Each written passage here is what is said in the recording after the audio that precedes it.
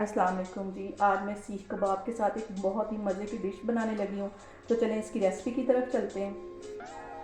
यहाँ पे बहुत ही मज़ेदार मखनी सीख कबाब बनाने के लिए मैं थोड़ा सा मक्खन ये पैन में इसमें डाल लूँगी। यहाँ पे मैं सीख कबाब के इतने इतने पीस काट लूँगी और इसको अच्छी तरह इसमें फ्राई करूँगी मक्खन में। ये एक एक इसका जो हिस्सा है वो मक्खन में अच्छी तरह फ्राई हो जाएगा। अच्छी तरह सारे कबाब में मक्खन का टेस्ट आ जाएगा। इसी तरह मैं बाकी कबाब भी इसमें फ्राई करती हूँ। मखनी कबाब खा के आपको बहुत मज़ा आने वाला है। इसको अच्छी तरह मक्खन में मैं इसे फ्राई कर लूँगी ताकि अच्छी तरह मक्खन में ये सारे कोट हो जाए।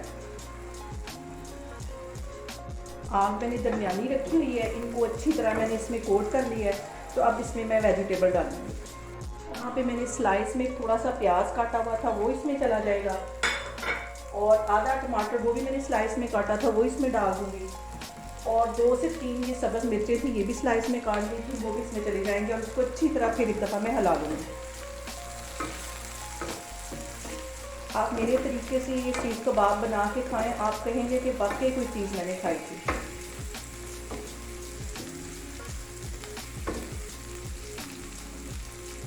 यहाँ पे मैं आधा टीस्पून के करीब नमक डाल दूँगी क्योंकि सीख कबाब में पहले भी नमक है। 1 टीस्पून इसमें मैं ये चाट मसाला डाल दूँगी। आधा टीस्पून इसमें मैं काली मिर्च डाल दूँगी। इसको अच्छी तरह मिक्स कर लूँगी। तो मखनी कबाब बन रहे हैं तो मक्खन का तो मज़ा ज़्यादा सारा आना चाहिए। थोड़ा सा मक्खन मज़ीद इसमें मैं डालूँगी और इसको अच्छी तरह सब चीज़ों को मिक्स कर लूँगी। हमारे सीख कबाब कितने मज़े के लग रहे हैं। मक्खन में मैंने अच्छी तरह इन्हें फ्राई कर लिया है। तो अब इसमें थोड़ी सी क्रीम डालूँगी।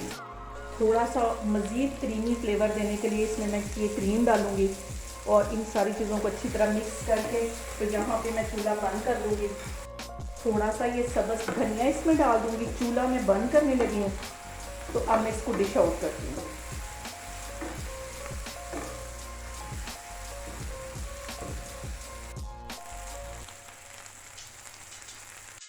मखनी सीख कबाब बन के तैयार हो गए हैं।